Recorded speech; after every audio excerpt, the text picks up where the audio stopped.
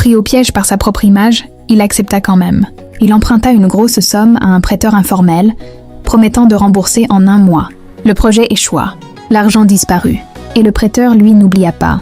Les appels commencèrent, puis les menaces. Un soir, 2 hommes l'attendaient devant chez lui. L'argent, maintenant. La peur qu'il ressentit ce jour-là était différente. Ce n'était plus la peur d'être découvert. C'était la peur de perdre sa sécurité. Et celle de sa famille. Mariama découvrit la vérité. Pas l'entrepreneur. Pas l'homme à succès.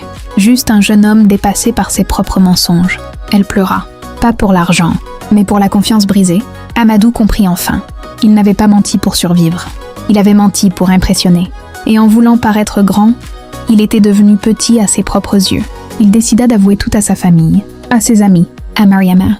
Certains se moquèrent, d'autres s'éloignèrent. Mais quelque chose d'étrange se produisit. Il se sentit léger.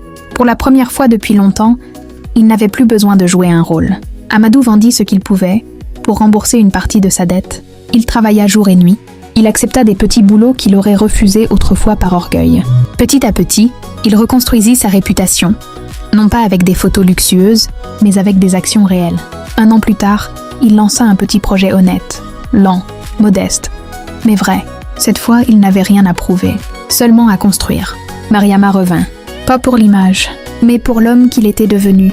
On ne perd pas sa valeur parce qu'on commence petit. On la perd quand on prétend être ce qu'on n'est pas. Le mensonge peut impressionner un instant, mais la vérité construit pour toujours. Si tu choisis la vérité plutôt que l'apparence, écris en commentaire « Je reste vrai ». Partage cette histoire à quelqu'un qui confond image et réalité. Abonne-toi pour plus d'histoires puissantes qui réveillent les consciences.